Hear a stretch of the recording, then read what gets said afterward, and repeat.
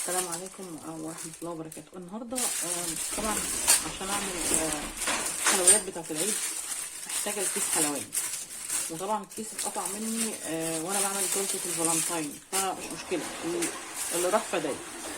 فنوعية الكيس ده سيليكون من الاصل اللي هي 5x50. النوعية دي كويسة جدا، فيا ريتك تعتمديها وتجيبيها.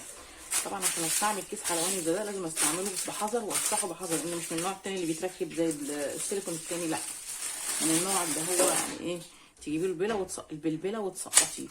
طبعا البلبله بتبقى انواع. طبعا عشان نقص بقى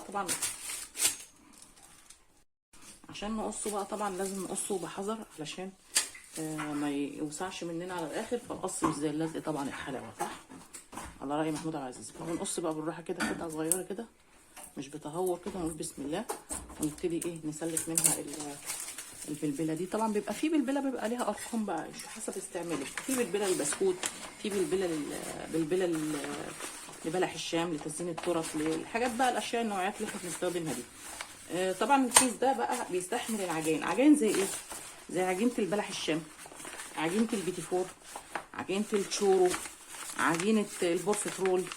طبعا بقى احنا داخل علينا عيد كمان، ممكن تستعملها كمان برضو البسكوت لما تغيري طبعا نوعيه البلبل، بس لسه الكيس عايز كده تاني. فانا عايزاكي لما تيجي تفتحيه بحذر، حته كده لحد ما تسقطي منه البلبله، وخليكي حذره علشان العجينه، عشان ما يوسعش اكتر مع الاستعمال، يقوم منزل منك البلبله ويسقط العجينه. خلاص هو فتح تمام كده.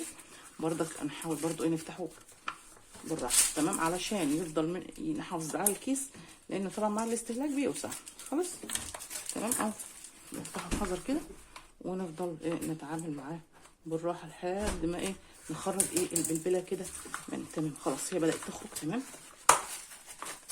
والنوعيه دي على فكره كويسه جدا زي ما قلت لكم، ممكن تستحمل بقى طبعا الموسم. كل سنه وانتم طيبين، العيد تخي علينا العجاين وبلح الشام وبورفترول والحاجات دي.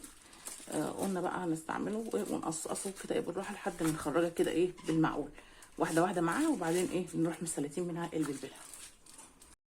خلاص بقى اتعاملنا معاه بحذر اهو زي ما انتم شايفين. وبعد استخدام بقى العجين هتوسع. فالنوعيه دي كويسه قوي، بتستحمل معانا العجان. قلنا العجان التقيله اللي هي البسكويتات، بيتي فور تحت بيتي فور.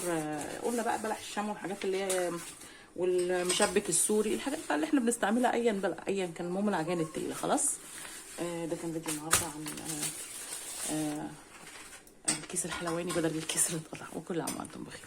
السلام عليكم.